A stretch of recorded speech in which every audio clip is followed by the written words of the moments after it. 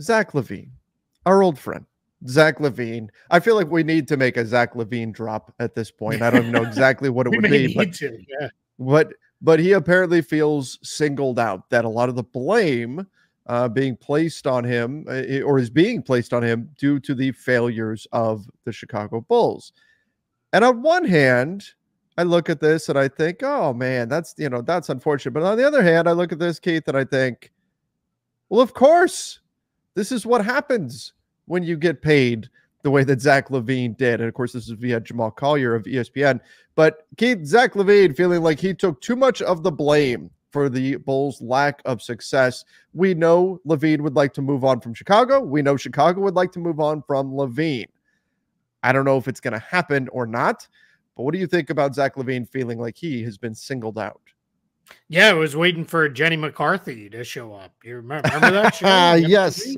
That was a good one, was man. Was that late 90s or early 2000s? I don't know. That was probably both. I think maybe it was definitely early 2000s because when I did my first internship with Disney, the housing complex where all the interns lived, like 3,000 of us, they played like a version of Singled Out as like a mixer for people to get to know each other, meet each other. And our roommate was in the final. Shout out to my boy Jeremiah. And he was in the final with this very, very attractive girl.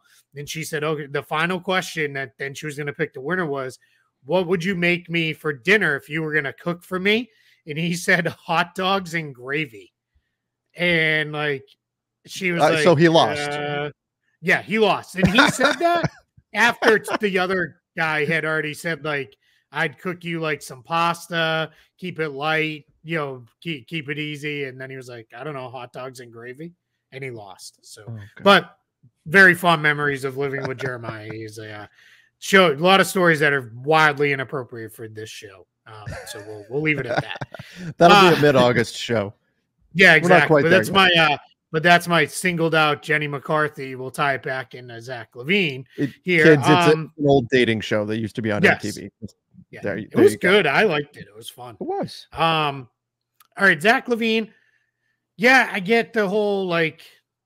I don't get why they would be putting any more blame on him than anybody else, unless that's the idea of, well, you have the biggest contract, like you have to carry most of the blame. I don't know.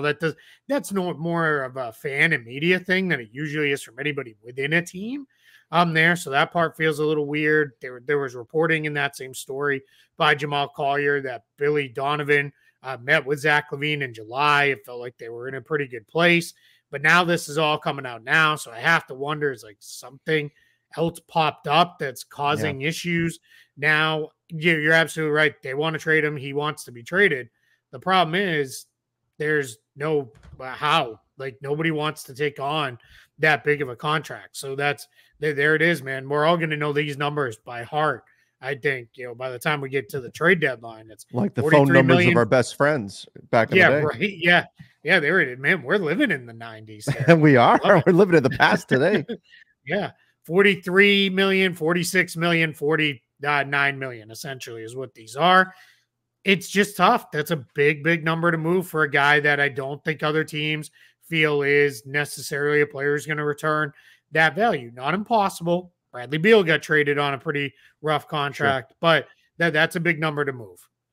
And I think you brought up a good point by saying that Zach LaVine feeling singled out by the team is the surprising piece to this, because you're right. Fans do, when the money is there, the expectations come with it. It's just with great power comes great responsibility. With great bank accounts comes great responsibility. If you're making that kind of money, it means something about what your team can and can't do with the rest of your roster. Typically, Studio Stu here. Showing off his worst side to everybody. Thanks a lot, Stu. And my daughter thought that one was funny. She's over in the corner hanging out right now. So I do think that Zach LaVine, just from a fan perspective, if you're a Bulls fan, if you're a fan of any other team, you're going to look at his contract. You're going to say, well, yeah, you're expected to produce at a very, very high level, and you're expected to help your team win if you're going to get paid this amount of money. But it is interesting that it's coming from within the team that he's getting kind of singled out and feeling like there's been an outsized portion of blame being placed on him.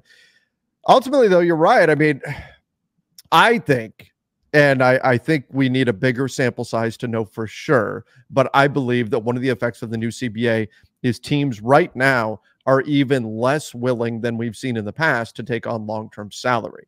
So with that being potentially being the case, and again, we're in the very new days of the new CBA coming into effect and teams really reacting to the more punitive measures of it and all of that, but still, I do think that's going to make it even more challenging to move on from Zach LaVine, particularly if the Bulls, and I see Bulls fans all the time saying, yeah, we want to move Zach LaVine, but we don't want to give up anything to do it. Mhm. And that's typically the perspective of fans, right? You don't want, it doesn't feel good to give up an asset just to move a contract, right? To give up something just to get a guy off your roster. You don't want to do that. You want to preserve those assets to add pieces to your club. And especially if the Bulls are entering into a rebuild, they certainly don't want to give up any future first round draft capital. So I do think, Keith, that this is a situation where the Bulls and Zach LaVine are just stuck together for the time being until he can get back out on the floor, show that he's healthy. If he starts dropping 30-point games, maybe that'll spark some interest from a team as teams start to get desperate and the season goes on and they feel themselves start to slip a little bit.